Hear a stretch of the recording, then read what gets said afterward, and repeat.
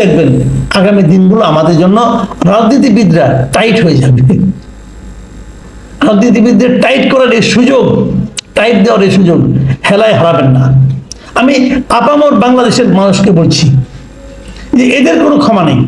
যারা দেশকে ডুবায়, যারা নিজের দলকে ডুবায়, যারা দেশের নেতা, দলের নেতা কর্মীদেরকে বিপদের মুখে ফেলে পালিয়ে যায়, এদেরকে আমি মানুষই মনে করি না। এখন তাদের সেই যে লজ্জার একটা থাকে না, যে চোখের পর্দা উঠে যাওয়া, এদের সেই চোখের পর্দাটা এখন উঠে গেছে। উঠে যাওয়ার পর এখন তারা ওই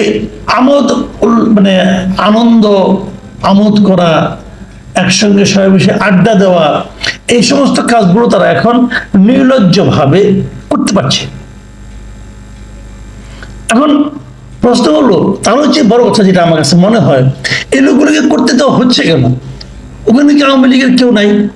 ওখানে কি বিরোধী দলের কেউ নাই? বাদ দেন দল, ওখানে কি বাংলাদেশের কেউ নাই? এই লোকগুলো তো দেশের জন্য ক্ষতি করছিল। এরা আমাদের এই দেশটাকে শেষ করে দিয়েছে। এরা এতটাই ভয়ঙ্কর যে যে দল এদেরকে মন্ত্রী বানিয়েছে তারা সেই দলটাকে শেষ করে দিয়েছে। এবং সেই দলের যত নেতাকর্মী আছে নিবেদিত প্রাণ, এই প্রত্যেকটা নেতাকর্মীকে তারা বিপদের মুখে ঠেলে দিয়ে নিজেরা আরাম আয়েসে এখন বিদেশের মাটিতে বসে আছে। এরা এত টাকায় দেশ থেকে পাচার করেছে যে পাচারকৃত অর্থ দিয়ে তাদের 2-3 পুরুষ চলে যাবে। তারা এত টাকা পাচার করেছে। এই প্রত্যেকটা লোক হলো একজন ক্রিমিনাল। এই ক্রিমিনালদেরকে আমি বুঝতে পারি না কেন দাওয়াত করা হয় এবং কেন তাদেরকে ওখানে লোকজন প্রকাশ্যে ঘোরাফেরা করতে দেয়। গতকালকে রবিবার যুক্তরাজ্যের লন্ডনে একটা 5 তারকা হোটেল ইন্টারকন্টিনেন্টালে, সেখানে আওয়ামী লীগের বেশ কয়েকজন সাবেক মন্ত্রী প্রতিমন্ত্রীকে একসঙ্গে দেখা গেছে, 4 জন। এরা কারা?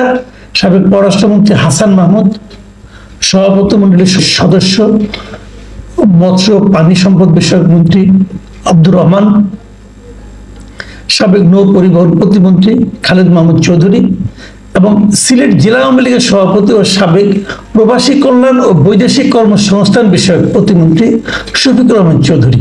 এদেরকে হোটেল ইন্টারকন্টিনেন্টালে একটা অনুষ্ঠানে, সেটা ছিল একটা বিয়ের অনুষ্ঠান। এটা কার বিয়ের অনুষ্ঠান ছিল? যে লন্ডনে যুক্তরাজ্য আওয়ামী লীগের সাধারণ সম্পাদক সৈয়দ সাজিদুর রহমান ফারুকের ছেলে ফাইয়াজ রহমানের একটা বিয়ের অনুষ্ঠান ছিল। সেই বিয়ের অনুষ্ঠানে আওয়ামী লীগের এই 4 জন মন্ত্রী ও প্রতিমন্ত্রীকে একত্রে দেখা গেছে। তারা একটা বিয়ে অনুষ্ঠানে গিয়েছেন এবং তাদের যে ছবিগুলো দেখা গেছে, এই ছবিগুলোর একটা ছবিতেও তাদেরকে দেখে মনে হয়নি তারা বিন্দুমাত্র টেনশনের মধ্যে আছেন, অথবা তারা বিন্দুমাত্র আপনার কি বলে এটাকে দুঃখের মধ্যে আছেন। তারা মোটামুটি খোশ মেজাজে 5 তারকা হোটেলে একটা বিয়ের অনুষ্ঠানে আনন্দ উল্লাসের মধ্যেই ছিলেন।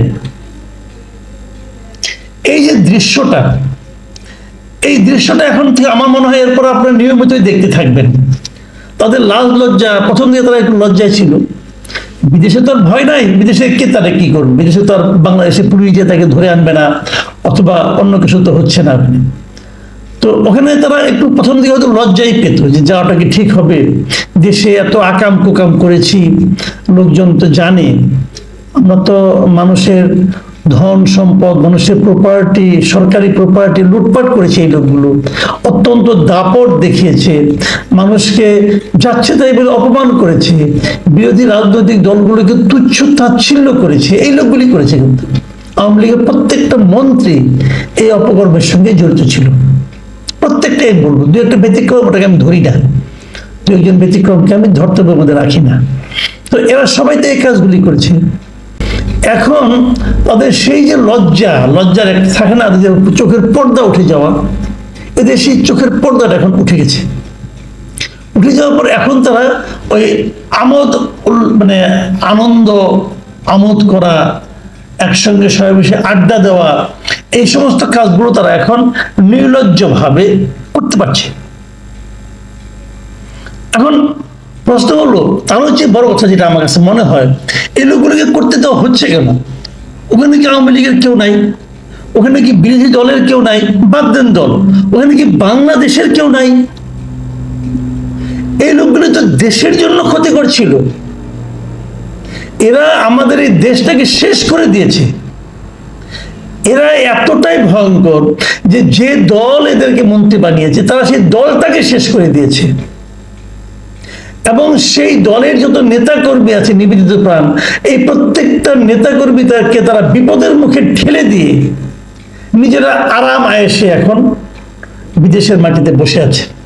এরা এত টাকায় দেশ থেকে পাচার করেছে যে পাচারকৃত অর্থ দিয়ে তাদের 2-3 পুরুষ চলে যাবে। তারা এত টাকা পাচার করেছে। এই প্রত্যেকটা লোক হলো একজন ক্রিমিনাল। এই ক্রিমিনালদেরকে আমি বুঝতে পারি না কেন দাওয়াত করা হয় এবং কেন তাদেরকে ওখানে লোকজন প্রকাশ্যে ঘোরাফেরা করতে দেয়। এটা আমার একটা বেসিক প্রশ্ন। মানুষের তো উচিত এদেরকে সামাজিকভাবে হেয় প্রতিপন্ন করা, যাতে এরা নাকি ঘরের বাইরে বেরোতে না পারে, লজ্জায় মানুষকে মুখ দেখাতে না পারে। এদের তো লজ্জা শরম নাই, কিন্তু সেই লজ্জা শরমটা তো এদেরকে চোখে আঙুল দিয়ে দেখাই দিতে হবে। এটা তোমার লজ্জিত হওয়া উচিত। তাদেরকে দেখাই দিতে হবে তুমি সামাজিক অনুষ্ঠানে তুমি ব্রাত্য। এই খবরটা দেশের আজকে আমি একাধিক পত্রিকায় কিন্তু দেখলাম, এবং ইত্তেফাকে যে প্রকাশিত খবরটা তার নিচে বেশ কয়েকটা আমি কমেন্টও দেখলাম যে সাধারণ মানুষ এদের এই কর্মকাণ্ডকে কিভাবে ব্যাখ্যা করছে, বিশ্লেষণ করছে। আমি তাহলে একটা মন্তব্য আপনাদেরকে পড়ে শোনাতে চাই। মিস্টার জাহাঙ্গীর আলম নামে একজন লোক কি মন্তব্য করেছেন, তিনি লিখেছেন যে আওয়ামী লীগের যত নেতা এদেশ থেকে পালিয়েছিল এদের সকলেই বিগত 16 বছর যাবৎ এদেশের ক্ষমতায় থেকে মাফিয়া ডন কায়দায় হাজার হাজার কোটি টাকা লুটপাট করেছিল, এবং তাদের এ সমস্ত লুটপাটের বেশিরভাগ টাকাই বিদেশে পাচার করেছিল। সুতরাং তাদের পাচারকৃত হাজার হাজার কোটি টাকা বিদেশে আয়েসি জীবন যাপন করে খেলেও তাহা কয়েক পুরুষের জীবনে শেষ করতে পারবে না।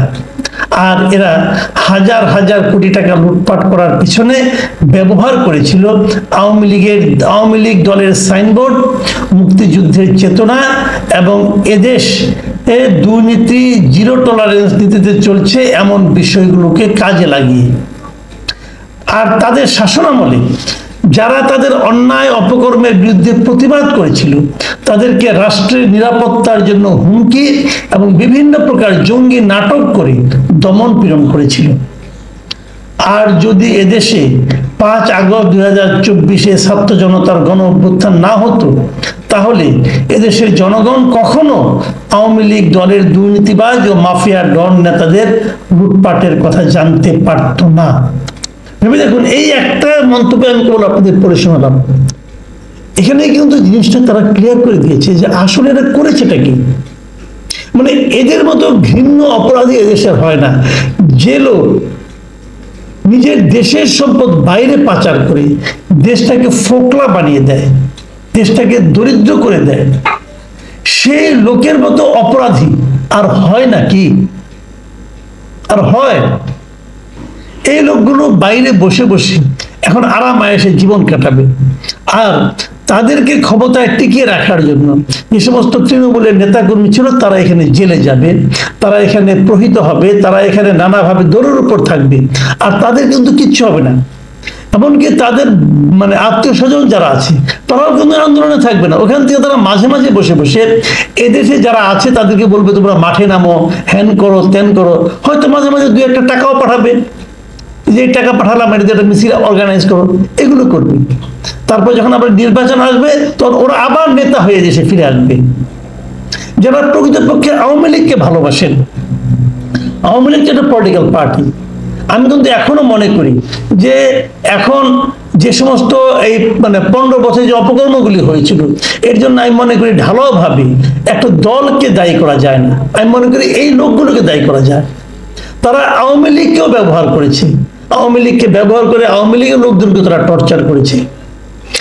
এই লোকগুলির বিচার হওয়া উচিত, এই লোকগুলির আইনগত বিচার হওয়া উচিত, এই লোকগুলোর সামাজিকভাবে বিচার হওয়া উচিত।